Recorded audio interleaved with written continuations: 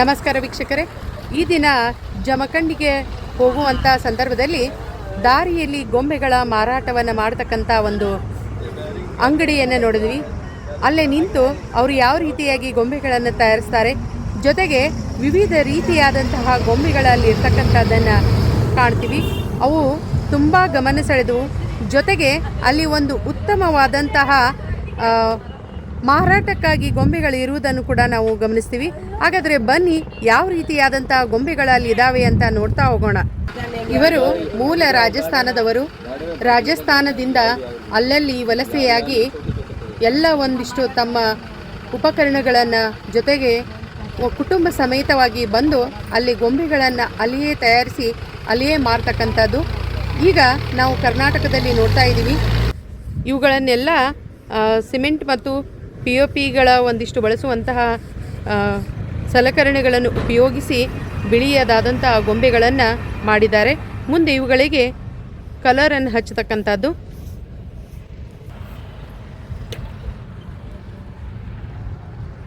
ಕಲೆ ಎನ್ನುವುದು ಯಾರ ಸ್ವತ್ತು ಅಲ್ಲ. ಕಲೆಗೆ ಬೆಲೆ ಕಟ್ಟಲಿಕ್ಕೆ ಸಾಧ್ಯವೂ ಇಲ್ಲ. 1000ಕ್ಕೆ ಒಬ್ಬ ಕಲಾವಿದ ಅನ್ನುವಂಥ ಮಾತು ಸತ್ಯ ಅಂತ ಅನ್ನಿಸ್ತು.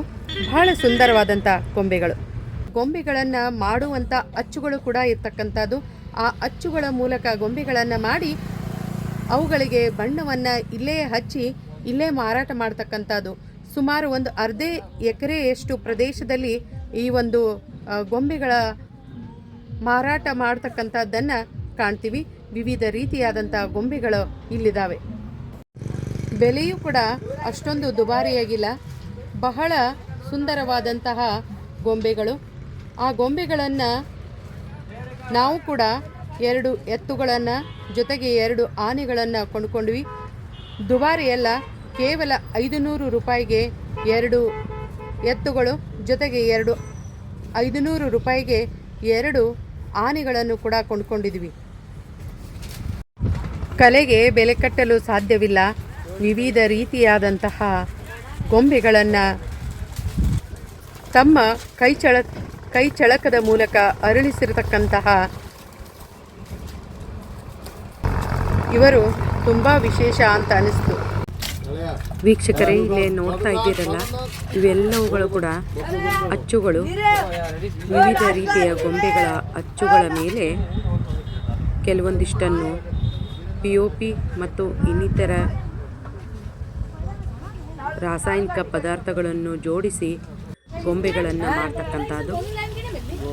ಆ ಗೊಂಬೆಗಳನ್ನು ನಂತರ ಅಚ್ಚಿನ ನಂತರ ತೆಗೆದು ಅವುಗಳನ್ನು ಇನ್ನೊಂದಿಷ್ಟು ತೀಡಿ ಅವುಗಳಿಗೆ ಒಂದು ಸುಂದರ ರೂಪವನ್ನು ಕೊಡ್ತಕ್ಕಂಥದ್ದು. ಹೀಗೆ ಸಾಕಷ್ಟು ರೀತಿಯಾದಂತಹ ಗೊಂಬೆಗಳನ್ನು ಮಾಡಿ ಇಟ್ಟಿರ್ತಕ್ಕಂಥದ್ದನ್ನು ನೋಡ್ತೀವಿ. ನಂತರ ಅವುಗಳಿಗೆ ಅಲ್ಲಿಯೇ ಗೊಂಬೆಗಳನ್ನು ಬಣ್ಣವನ್ನು ಹಚ್ಚತಕ್ಕಂಥದ್ದನ್ನು ಕಾಣ್ತೀವಿ. ತುಂಬ ಸುಂದರವಾದಂಥ ಗೊಂಬೆಗಳು.